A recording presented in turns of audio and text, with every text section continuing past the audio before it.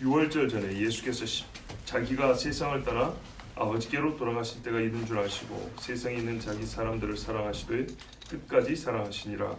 마리아가 말씀하신 우리 아들 바로 유다의 마음에 예수를 살려는 생각을 넣었더라. 저녁 먹는 중 예수는 아버지께서 모든 것을 자기 손에 맡기신 것과 또 자기가 하나님께로부터 오셨다가 하나님께로 돌아가실 것을 아시고 저녁 잡수시던 자리에서 일어나 겉옷을 벗고 수건을 가져다가 혀에 두르시고 이에 대하여 물을 떠서 제자들의 발을 씻으시고 그 두르신 수건으로 닦기를 시작하여 시몬 베드로에게 이르시니 베드로가 이르되 주여 주께서 내 발을 씻으시나이까. 예수께서 대답하여 이르시되 내가 하는 것을 내가 지금은 알지 못하나 이후에는 알리라.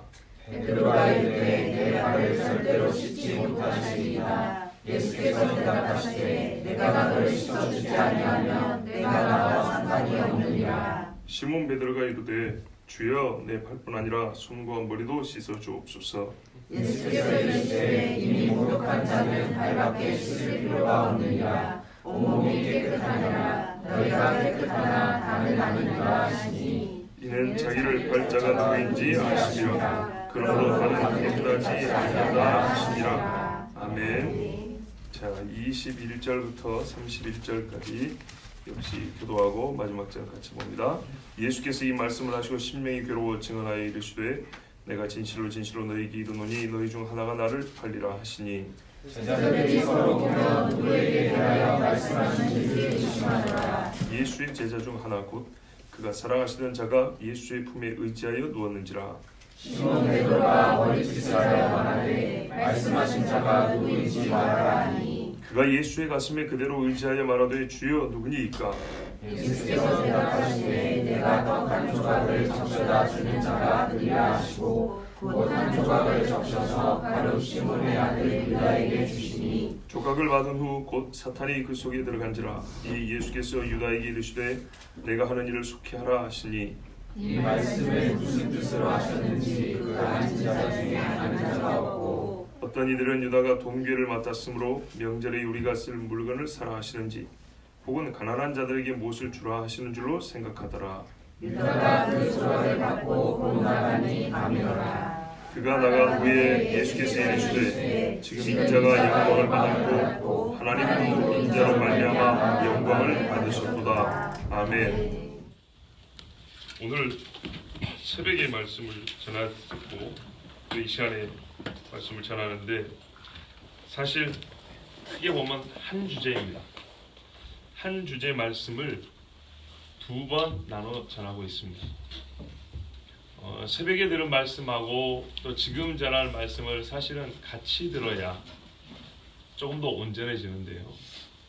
이렇게 각기 독립된 설교이지만 크게 한 주제 안에 묶여 있어서 같이 들으면 조금 더 풍성하고 온전하게 들을 수 있다는 뜻입니다.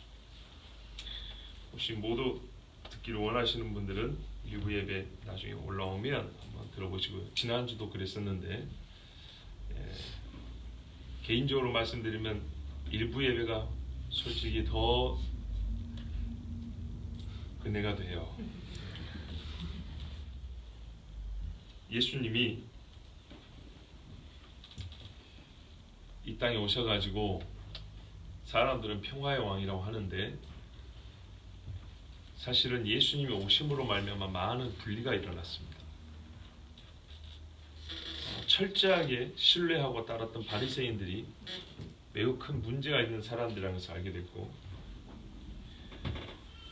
대제사장을 비롯한 여러 제사장들의 그 말을 따라서 하나님께 예배하면 하나님 받으신 줄 알았는데 아니라고 예수님이 가르치고 또 이 성전의 영광이 떠나지 않을 줄 알았더니 돌 하나도 돌 위에 남지 않는다고 말씀하시고 기존에 갖고 있던 생각들과 신앙생활 여러 가지 의식과 예법을 예수님이 다 박살내버렸습니다. 그런 것들을 위주로 보는 분들은 그래서 예수님에서 혁명가적 모습을 찾아서 그것만 또 무언가에 써먹으려고 하죠. 예수님이 혁명을 하신 것은 맞는데 사람들이 말하고 원하는 식의 혁명이 아니고 하나님의 진리를 어그러뜨리고 하나님을 만나게 하는 것 같은데 오히려 하나님을 못 만나고 배나 지옥 자식 되게 만드는 그것을 바꾸신 것이죠. 그래서 유대인들에게는 예수님이 부수고 새롭게 해야 될 것들이 많았습니다. 그러니까 기존에 악한 것에 있던 것을 뜯어내서 선하고 오른쪽으로 옮겨야 될 것들이 많았습니다. 그러다 보니까 예수님은 미움을 많이 받았고 예수님이 가신 곳에는 화합과 일치보다는 분리와 나눔이 솔직히 더 많았습니다. 우리가 뭔가 개념적으로 좀 확실해야 돼요. 따르는 무리가 그렇게 많았는데 화합이 아닙니까? 아니죠, 여러분. 그 따르는 무리와 그 밖에 있었던 사람들까지 다 전부 다 바리새인들 따랐다고요. 네, 그 중에 많은 수가 예수님을 따랐다고요. 얼마나 깊이 따랐는지 모르지만 거기서 나뉘어온 사람들이 예수님을 따른 거라고요.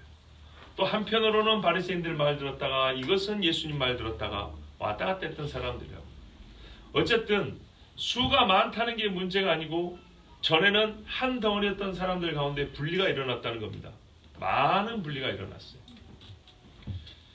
그러면 또 어떤 분들이 이렇게 말을 하죠.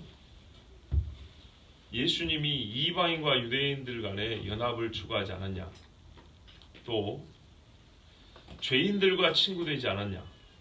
맞죠? 그거는 세상이 하지 말아야 될 분리를 한 것이죠. 다 죄인인 주제에 누구는 더 큰 죄인, 누구는 더 덜한 죄인 하면서, 아니 자기들은 의로운 척 하면서 그렇게 높은 데 앉아서 옷 긴 수를 달린 옷을 입고 다니면서 젠치하고 다녔던 거, 그것이 하나님과 분리된 거기 때문에 그거를 부셔라고 한 것이죠.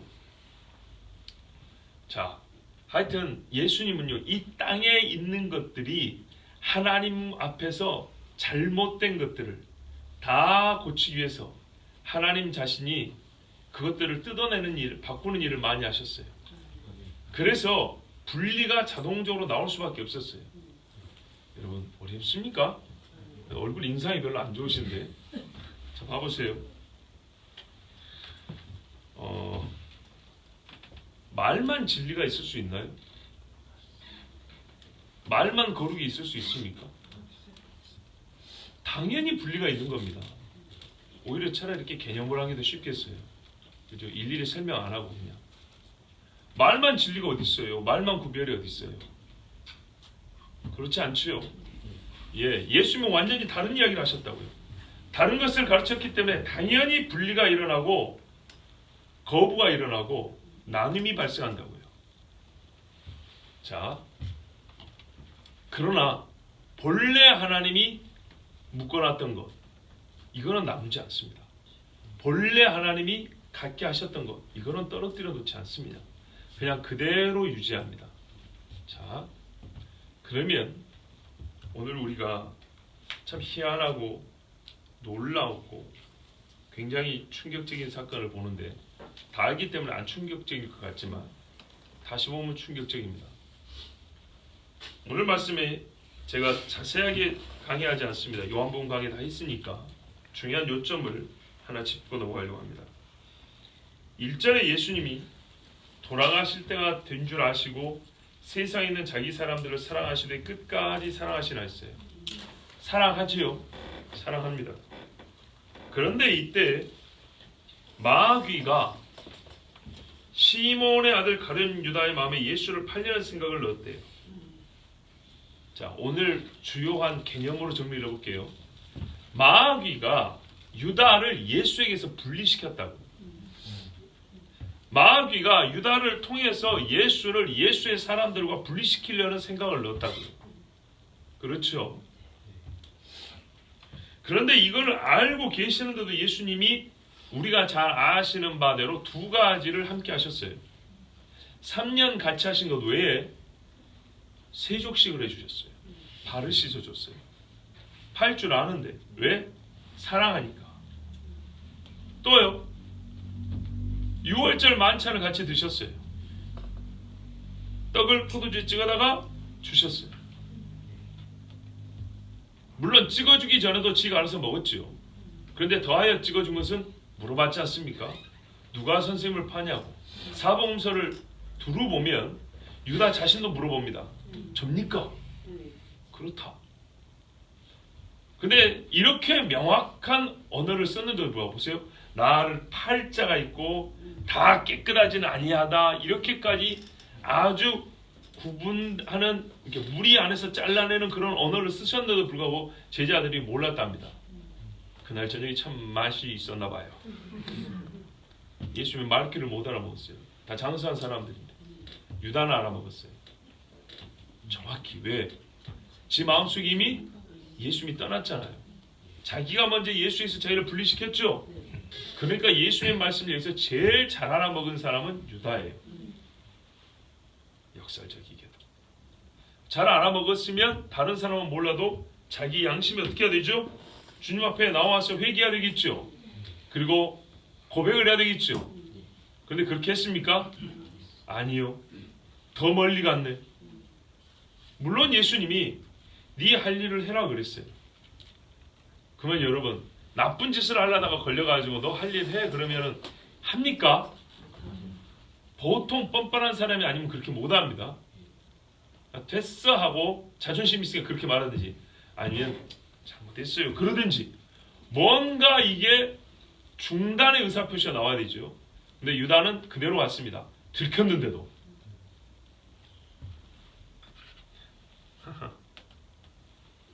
자기 선생님을 판다는 것을 남도 아니고 선생님한테 들켰는데도 이 인간은 팔로 가요. 왜요? 마귀가 들어가서. 예수님이 너무 괴로웠어요. 21절도 봐보세요. 너무 괴로워서 너희 중에 하나가 나를 판다고 이렇게 딱 분명하게 말씀하셨어요. 제자들이 궁금했답니다. 알아먹었죠 여기까지는. 근데 나중에 정작 유다라고 할 때는 못 알아먹고 이 바보도 아닌데 쟤보고 물건 사오라 그런가 이랬다는 거예요.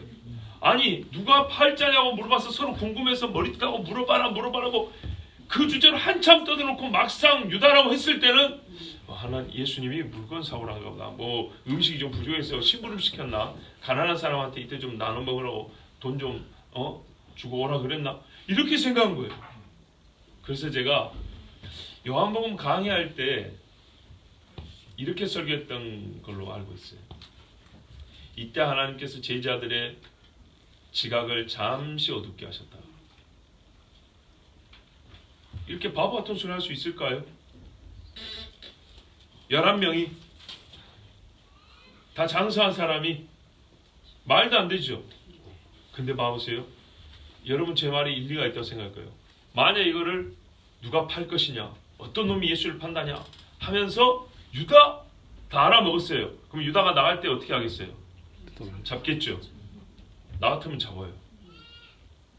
그죠? 개 중에 완력 좀 쓰는 우리 베드로 형님 같은 경우 어떻게 했겠어요? 너 이리 와 빨리 고백해. 맞기 전에 얘기해라. 그랬겠죠. 11명 중에 2명만 알아도 유다 제압할 수 있어요. 근데 아무도 몰랐어요. 나는 하나님의 섭리 가운데 이들의 지각을 잠시 어둡게 하셨다고 봐요. 다윗이 죄질 때는 사람이 좀 약간 멍하더니 피난길 갈 때는 엄청나게 잘 돌아갑니다. 예, 순간순간 번뜩번뜩하고 일처리를 확실하게 합니다. 오히려 피난길에서. 자, 그런 것처럼 하나님께서 평균의 IQ가 문제가 아니고요. 그때마다 총명을 좀 더 하시고 덜 하시는 때가 있어요. 나는 일단 그렇게 봅니다. 자, 하여튼 이래가지고 유다가 자기라는 것을 들켰음에도 불구하고 주님이 주시는 떡조각을 받고 먹고 나가버렸네. 또 물론 어떤 사람은 받았다 했지 먹었다는 말은 없다 뭐 이런 말이 있는데 그걸 그렇게까지 따질 건 아닐 것 같고 중요한 건 예수님이 줬다는 거죠. 끝까지 사랑하시니라. 맞죠? 여기까지라고. 끝까지 사랑이 여기까지인데 걔는 사랑이 크다는 것도 말하지만 사랑의 한계선도 여기까지였다. 막지는 않았어요. 그건 자기가 선택하고 책임지는 겁니다. 막지 않았고 그는 나갔어요. 그가 예수에서 분리해 갔어요. 그리고 예수님은 그 다음에 뭘 할까요? 아주 긴 말씀을 이어가십니다. 새 계명을 너에게 주노라 로부터 시작해서 14장에 아주 중요한 내가 곧 길이요 진리요 하면서 다시 오신다는 이 말씀까지, 그리고 성령 포도나무 성령이 하시는 일까지, 또 17장 보면 우리가 흔히 말하는 대제사장적 기도라는 제자들 향한 중보기도까지 엄청난 이야기를 하시죠. 요한은 이 중에 하나도 해당되지 않습니다. 아니 유다는 하나도 해당되지 않습니다. 자, 무슨 말인가 봐보세요. 유다에게 지금까지 예수님이 많은 가르침을 줬습니다. 똑같이.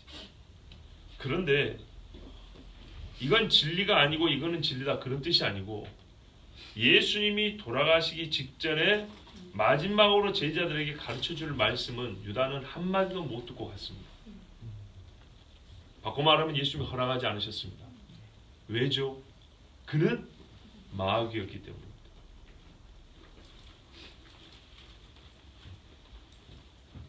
(27절) 보십시오. 조각을 받은 후 곧 사탄이 그 속에 들어간지라. 이에 예수께서 유다에게 이르시되 네가 하는 일을 속히하라 하시니, 이 말은 속에 있는 마귀에게 한 말하고 똑같은 거예요. 중의적인. 2절에 벌써 시몬의 아들 가룟 유다의 마음에 예수를 팔려는 생각을 마귀가 넣었어요. 유다가 이걸 허용을 했어요. 그리고 이 마귀가 준 생각을 기본적으로 갖고 있어요.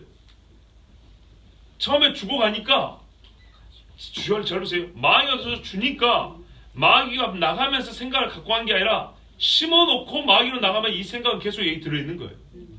그렇죠? 들어있어요.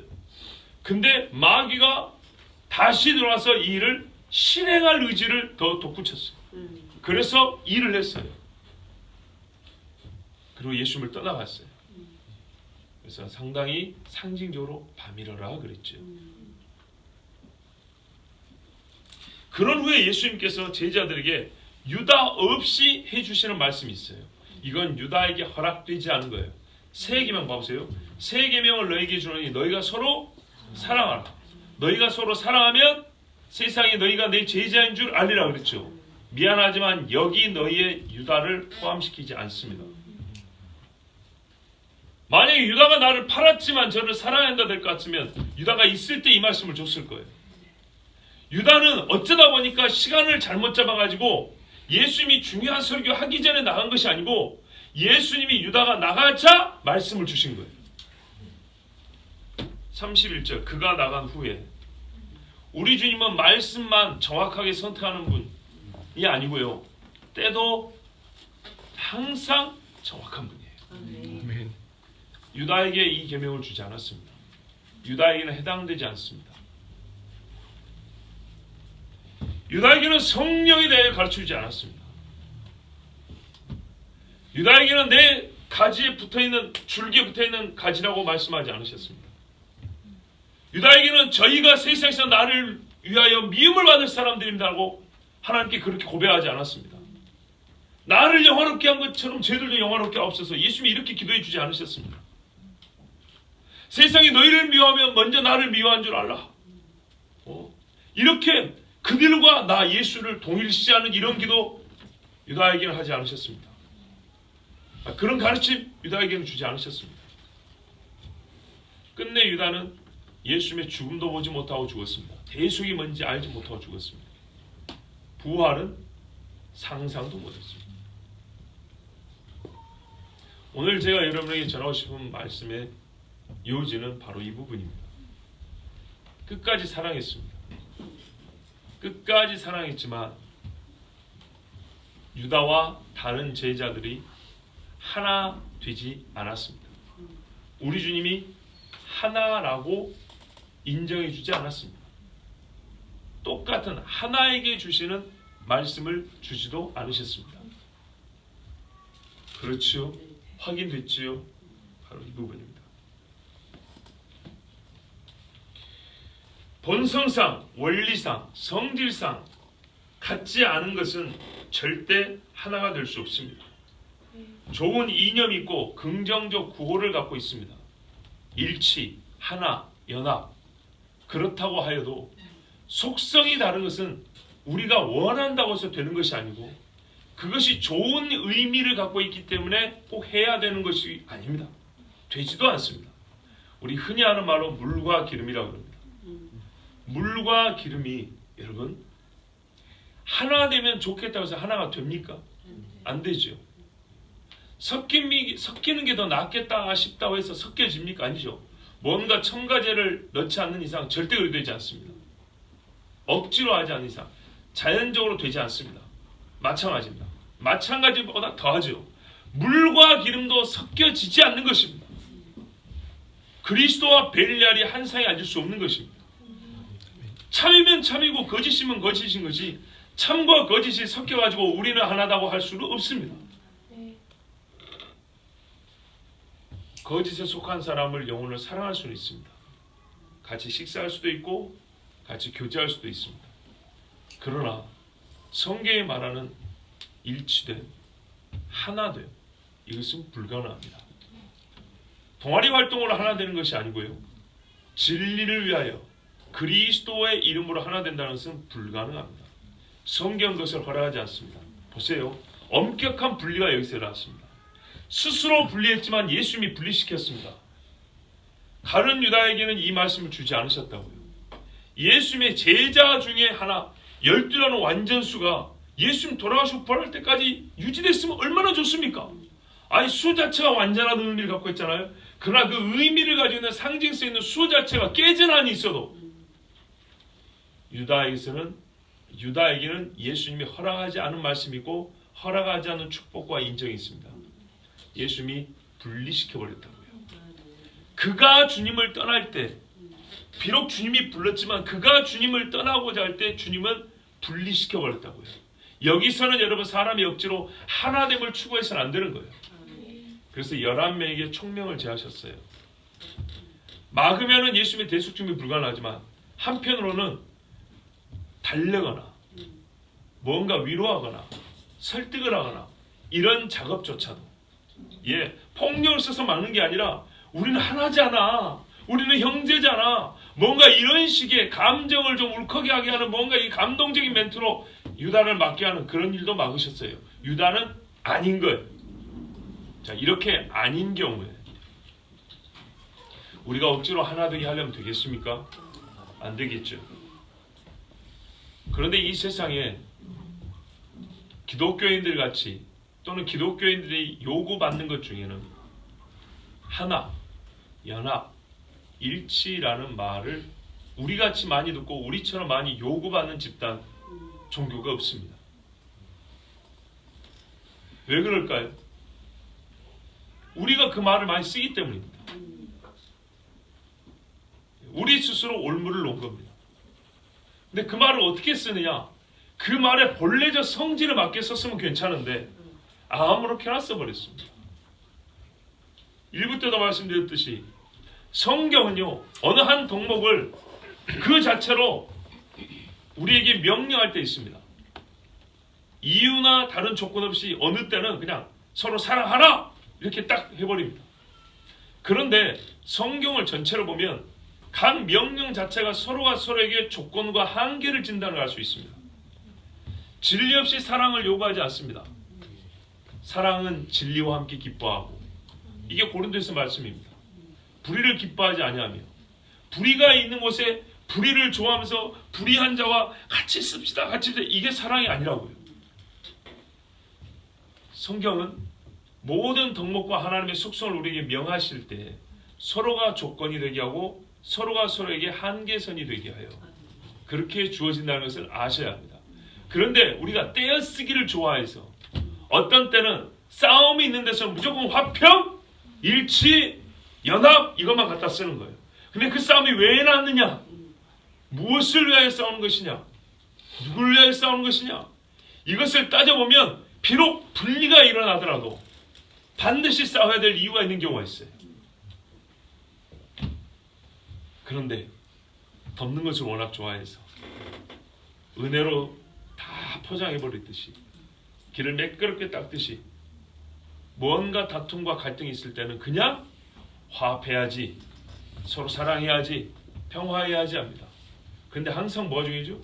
내막이 무엇인지 알고 그 일이 옳은 길로 바른 길로 갈 수 있도록 하는 것이 우리가 말로 사랑해야지, 화평해야지 하면서 암을 둬서 없었던 것처럼 하고 지나는 것보다 훨씬 더 중요합니다. 예수님이 이날 모른 척하고 지나가지 않으셨어요. 드러내셨어요. 그리고 분리시켰어요. 분명한 사실입니다. 지금 교회들이 이런 말이 있습니다. 유신 때는 신학으로 나뉘었고 지금은 정치적 견해로 나뉜다. 정치적 파당에 교회가 나뉜다, 이런 말이 있습니다. 사실 뭐 이 두 가지가 별개라고 보기 좀 어려운데 비중을 말하자면 그죠. 왜냐하면 유신 때라고 할 것 같으면 60년대 70년대란 말이죠. 그때 소위 해방신학과 민중신학이 우리나라에 유입되고 성행했을 때입니다. 그래서 진보신학이라는 것이 이 땅에서 꽃을 피우기 시작한 때가 군사정권 시절입니다. 아시겠죠? 그리고 그 진보신학이라는 것이 진보라는 말을 굳이 붙일 필요도 없이 신학교에 자연스럽게 스며든 것이 90년대, 그리고 2000년대 이후 정도 되면 그것을 학교에서 배워서 나온 학생들, 목회자들이 꽤 많아지게 되죠. 특정 교파는 더하지만 그렇지 않더라도 웬만한 신학교에서는 거의 이 진보신학이라는 것이 주류 학문, 학파를 형성해서 가르쳐집니다. 우리 교단이 뭐 그 흐름에 있어서 보면 그 흐름을 잘 타고 온 교단입니다. 진보신학을 추구하고 정립하진 않았지만 그게 형성된 이후에 잘 받아들여서 대중화시키는데 크게 기여한, 저는 그렇게 봅니다. 자, 그런데 지금은 그러니까는 굳이 진보신학과 보수신학을 나눌 의미가 별로 없습니다. 보수신학이라고 한 데는 요만큼 남았어요. 요만큼. 오죽했으면 제가 2년 전에 3년 전에 설교했잖아요. 고신대 출신 목사가 지옥이 없다고 설교했다고, 그런 책을 냈다고. 그 정도 했으면 다 된 이야기입니다. 총신대 교수들 주로 공부 어디서 해오냐? 미국도 있지만 네덜란드입니다. 우리나라의 보수 신학이라는 분들이 주로 네덜란드, 영국, 남아공 이런 데서 공부 또 많이 해옵니다. 여러분, 유럽에서 제일 성적으로 문란한 나라 중에 대표적인 나라가 네덜란드인 거 아시죠? 안 되는 게 어디 있어? 거기가 네덜란드입니다. 그러면 무슨 목회자들이 그런 걸 배웠냐? 그게 아니고 신학적 변질과 타락이 이미 거의 완성 단계에 이른 동네들이다, 이 말입니다. 여기서 배워와서 가르치기 때문에 그 교단의 뿌리로 봤을 때는 보수고 정통이라 하니까 어느 정도 맞춰줍니다. 근데 그 학자들끼리 모일 때는요, 내가 교수님한테 들은 이야기를 하니까 학자들끼리 모일 때는요, 둘 다 유학 끝나고 비행기 타고 내렸어요. 옛날에 김포공항에 둘이 딱 내렸어요. 그럼 비행기 싹 신나게 얘기하다가, 자, 지금부터는 당신은 장신대, 나는 총신대, 야간에는 전부 다 돈 벌어야 되니까 어디 강사로 또 뛰어요. 왜? 자기 자식들은 전부 다 유학 보내야 되니까. 이게 이제 교수들의 삶입니다. 뭐 생활까지 비판할 생각은 없어요. 그런데 그래요. 아주 진보적인 논쟁이나 토론과 논의를 하고 비행기까지 같이 타고 왔는데 지금부터는 우리 교단에 맞춰서. 왜? 다 살아야 되니까. 그러면 실제에 있어서 보수고 진보고 별 차이가 없다, 이 말입니다. 아시겠죠? 보수라고 해도 진보 쪽으로 많이 기울어진 보수예요. 그러면 여기서 참 우리가 말을 너무 많이 언어의 그 보통 본래 의미를 많이 빼앗겼어요. 진보가 나쁜 것 같고 보수가 좋은 것 같은데 그런 거 아니라고 그랬죠. 좋은 것은 지키고 안 좋은 것은 바꿔 나가야 되는 겁니다. 근데 지금 여기서 말하는 건 뭐라고요? 하나님의 말씀의 권위를 많이 무너뜨리는 쪽 또는 시루에 따라가는 쪽을 일단 진보라고 하자고요. 정치적 진보와 괴를 같이 하는 것을 진보신학이라고 하자고요. 자, 그쪽으로 많이 가고 있다 이 말입니다. 그래서 실제 지금 보수 신학자들이 진보 정당을 미워하고 지지하지 않느냐? 꼭 그렇지도 않아요. 신학은 보수인 것 같지만 보수 자체가 옛날 보수 같지 아니하고 이미 진보가 되었기 때문에 몇십 년 동안 그리 되어 있기 때문에 정치 문제에 있어서도 정치와 신학이 분리될 수 없지만 굳이 분리한다면 정치 문제에 있어서도 상당히 진보 쪽으로 가 있는 목회자들이 굉장히 많다는 거예요. 만일에 정말 예수님처럼, 예수님은 진보자잖아요. 율법을 지키라 했으니까 보수주의자면서 새롭게 가르쳐 진보주의잖아요. 예수님처럼 하면 좋은데 그것이 아니고 주의 본래 말씀에서 많이 떠난 측면에서 진보자들이고 보수에 몸담고 있지만 그리고 그 사람들이 정치적 이야기 이슈에 있어서도 하나님의 말씀과 교회를 훼손하고 붕괴시키려고 하는 사람들 쪽에 많이 서 있다 이 말입니다. 그런데 강단에서는 보수를 얘기한다고요. 설교단에서는 보수적인 설교를 한다고요. 항상 그렇게 하지만은 정말 중요한 정치의 문제에 있어서는 어딘지 갈팡질팡하지 못하는 사람도 많고 진보 쪽에 서가지고 교회를 무너뜨리는 제도와 법을 만드는데 힘을 보태는 사람들도 있다고요. 어리석게도 지가 뭘 한지를 몰라요. 자, 그러면서 어떻게 돼요? 흔히 말하는 골수 보수라는 사람들이 이제 그러면 안 된다고 소리를 치겠잖아요. 그러면 야, 너 쪽수 얼마 되지 않는데 너희 때문에 이렇게 시끄럽잖아. 너희 때문에 이렇게 교회가 분란이 일어나고 맨날 교회 싸운다 소리 듣잖아. 꼭 저 꼴통들이 문제라고. 이런 소리를 듣습니다. 제 말이 우리 사는 시대하고 많이 떨어져 있는 이야기 아니죠? 예, 보통 이런 욕 누가 얻어먹죠? 그래요. 갈등을 일으킨다는 소리는 주로 정통적인 것을 지킨다고 하는 사람들이 듣는 거죠. 희한하게 프레임이 그렇다니까요. 내용을 봐야 된다고요. 내용을. 그렇지 않아요. 자, 지금 이런 일들이 우리에게 벌어지고 있습니다. 그래서 요구하는 게 뭐냐면 화합이라고요. 요구하는 게 뭐냐면 교회 일치라고요. 교단의 일치, 소위 종파간 일치, 넓게는 종교적 일치. 근데 종교적은 냅두고 교회 안에서 천주교와 개신교와 개신교에서 루터교 성공회와 개혁교회, 즉 칼빈의 이쪽 후예들하고 또 칼빈의 후예를 하지만 웨슬리파하고 칼빈파하고 왜 이렇게 싸우니? 칼빈 새끼들 중에도 왜 이렇게 큰 놈 작은 놈 이렇게 나눠가지고 싸우니? 이런 소리 하는데 여러분 이제 거기다가 더 문제가 생겼죠. 현재 교회들이 예배하는 것도 어렵고 교회 존립 자체가 어려워질 때가 되니까 이 나라가 정말 공산화되어서 교회가 파괴되는 거 아니냐 염려하는 사람들도 있고 아니다. 우리가 그동안에 너무 잘못된 게 많아가지고 이거 다 다시 개혁은 중이다. 이런 식으로 보는 시각이 있어서 서로 간에 지금 다툰단 말이죠.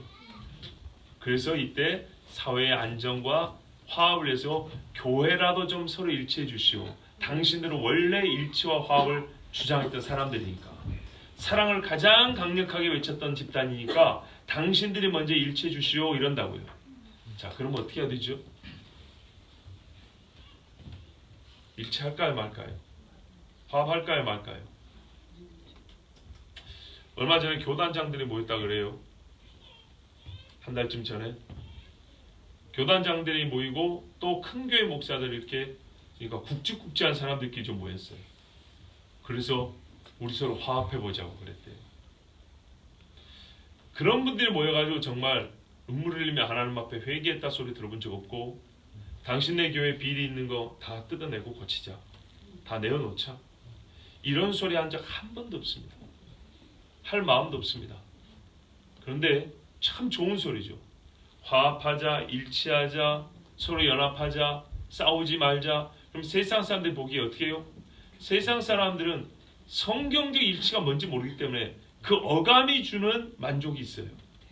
교회가 그렇게 만족스러운 언어를 구사하고 그걸 공표를 하잖아요. 그러면 그 자체로 교회들의 이미지가 좋고 저 목사는 어떻게 해요? 저 교단은 상당히 말 그대로 진보적이며 깨어있는 것 같은 느낌을 줍니다. 자, 그걸 그대로 갖다 비춰볼게요. 예수님 보십시오. 니만 조용하면 돼. 왜 이렇게 유월절 시끄러워요?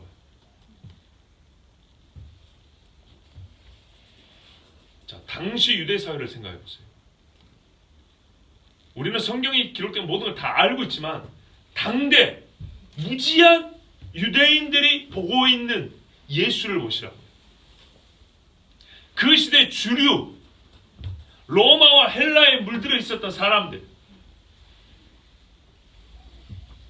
이두메 사람이 다스리는 것에 만족 또는 거기에 빌붙어서 자기의 권력과 이권을 찾고 있었던 사람들, 성전이 더럽혀진지 말든지 거기서 짐승 팔았고 이득을 남기기에 정신없는 사람들. 자, 이 사람들이 보기에 진짜 이 한 사람 없으면 돼요. 누굽니까? 예수. 나사렛 예수. 나사렛에서 온 저 예수만 없으면 돼요. 저 예수가 가는 데마다 시끄러워요. 가는 데마다 싸움이 나고 가는 데마다 분리가 일어나요. 급기야 예수님 자신이 어떻게 해요? 자기 제자 중 하나를 쫓아냈어요. 주의 품에 들어오고자 하는 자, 예수님 철저한 기준이 있어요. 하나님의 말씀을 듣고 품에 들어오고자 하는 자에게는 세리든 죄인이든 친구가 되었지만은 정통 유대인이라 할지라도 율법의 선생이라 할지라도 제자라 할지라도 하나님 말씀을 어그러뜨리고 배역하는 자는 잘라내버렸어요. 그리고 그에게는 일치됨의 기회를 주지 않았습니다. 그렇다면 우리가 예수님을 따라야 되지 않을까요? 문제는 이것이죠. 과연 우리가 서 있는 자리가 예수님 자리냐? 이게 문제인 거죠. 이제 알았어요. 원칙은 알았어요. 아, 예수님 자리에 서 있어야 되고, 예수님이 당시에는 트러블 메이커일 뿐만 아니라 사회를 완전히 분리, 이간질하는 사람처럼 여겨졌고, 예수님만 없으면 화평하고 일치된 사회가 될 수 있었다. 그런데 예수님 한 사람 때문에 모든 것이 시끄러지고 소동이 일어났다. 유대인의 왕이 예루살렘에 들어오니까 소동이 일어나는 거예요. 예수님 한 사람 없으면 되는데, 여러분 다수결하면 예수님은 진짜 극소수잖아요. 그 시대 사람들 생각과 사람 수와 문화와 의식하고 전혀 다르지 않습니까? 그래서 예수님도 친히 이렇게 말씀하셨어요. 마태복음 10장 34절 39절에 보면 내가 땅에 너희들에게 화평을 주러 생각하지 마라. 화평을 주러 온 것으로 절대 생각하지 마라. 내가 검을 주러 왔고 불을 던지러 왔다 그랬어요. 그래서 장차 한 집에서 아버지와 아들이 싸우고 어머니와 딸이 싸우고 시어머니와 며느리가 싸운다 그랬어요. 서로 고발하고 죽이는데 내어준다 그랬어요. 이것이 예수님이 이 땅에 오신 목적 중에 하나라 그랬어요. 하시는 일. 그러면 그냥 싸움을 하냐? 참 여러분의 수준이 이렇게 낮지 않다는 알면서도 제가 높아심이 있어서 자꾸 이걸 설명을 덧붙이는 거예요. 그냥 싸움이 아니고 온 식구가 예수를 믿으면 하나 되고 화평하고 좋은데 예수를 모르는 집에서 한 사람이 예수를 믿어버린다 이 말이죠. 그러면 어떻게 돼요? 싸움이 일어난다고요. 거기서 화평을 추구한다고 해서 진리를 포기하면 안 된다는 그 뒤에 예수님 말씀이 뭐냐?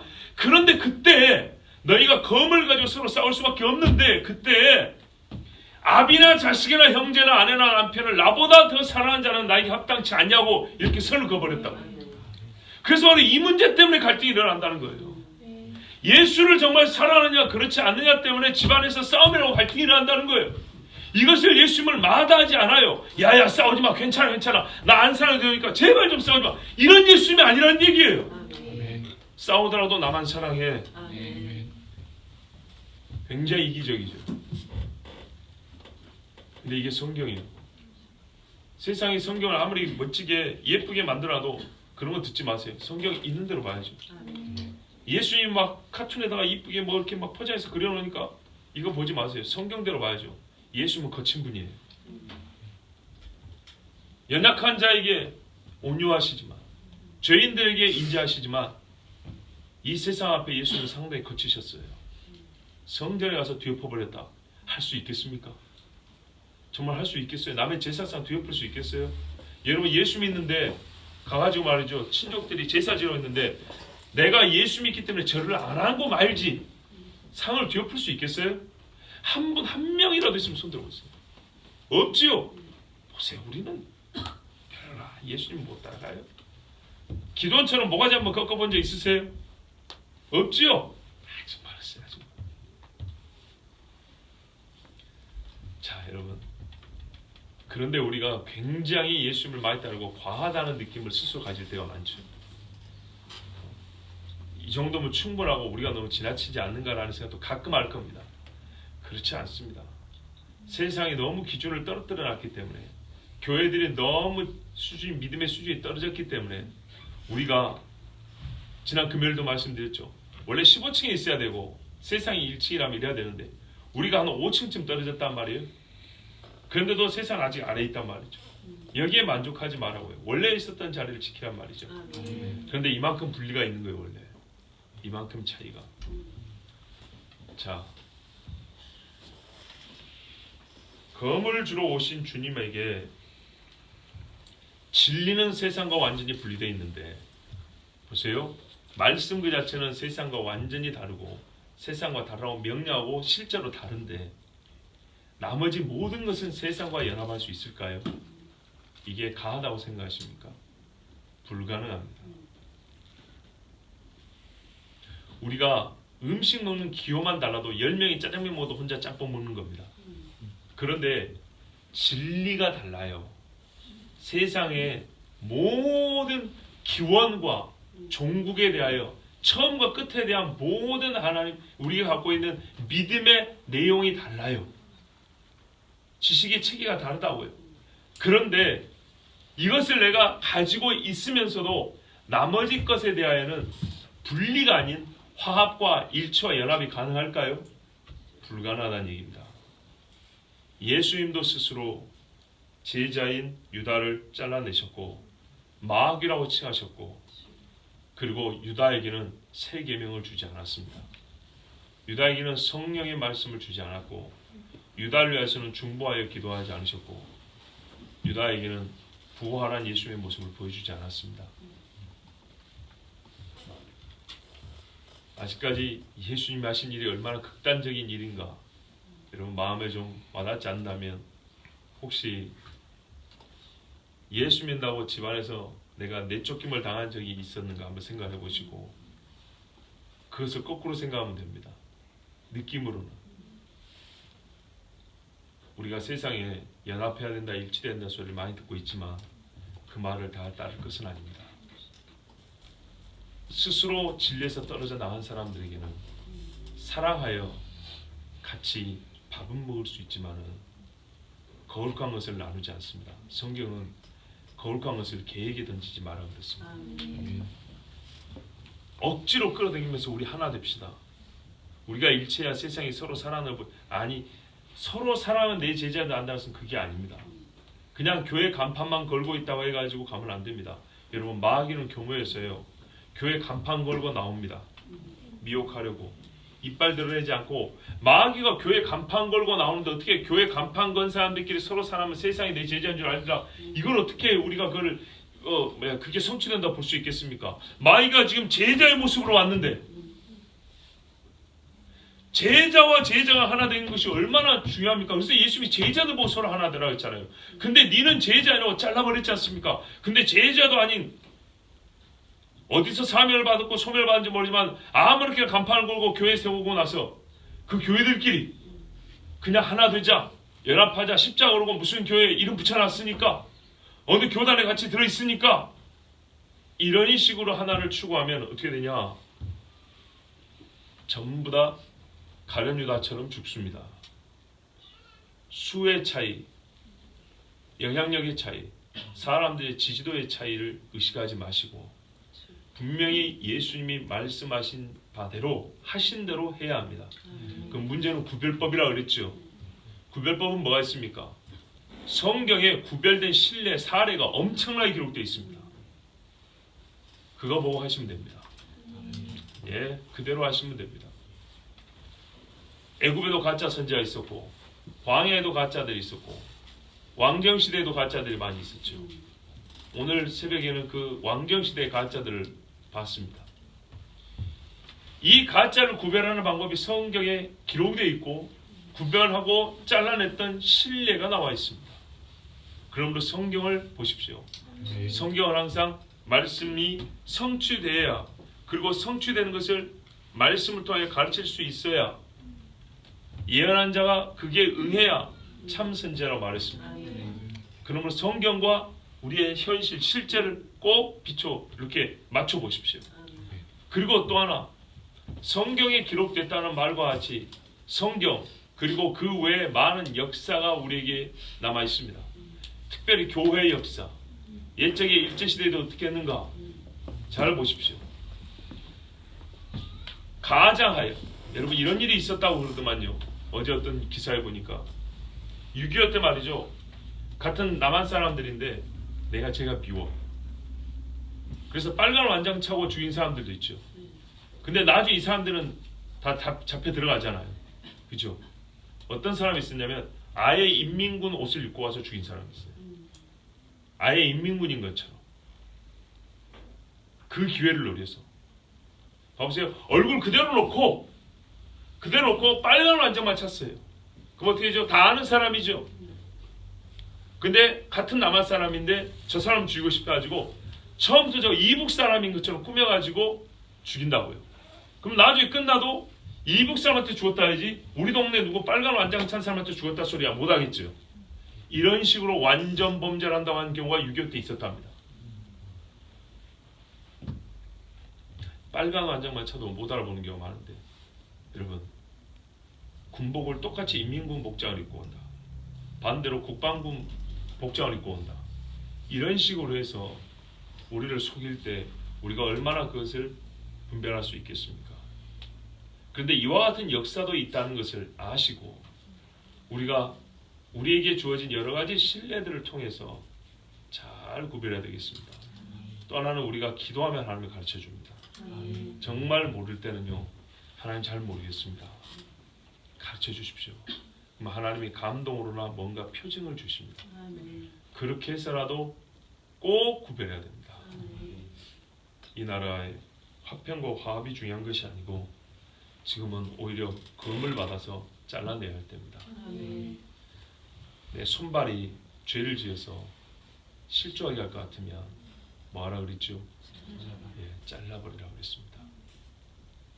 우리가 덜 잘라서 문제지 화합과 일치를 덜 해서 문제, 나는 꼭 그렇게 생각하지 않습니다. 물론 화합해야 될 때 화합하지 않은 죄도 있습니다. 그러니까 그런 것까지 포함해서 죄를 잘라버리는 일, 거짓을 잘라버리는 일을 그 어느 때보다도 부지런히 해야 됩니다. 이 일을 먼저 하지 아니하고는 절대로 교회의 회복은 없습니다. 그리고 교회 간의 일치와 화합도 없습니다. 기도하겠습니다.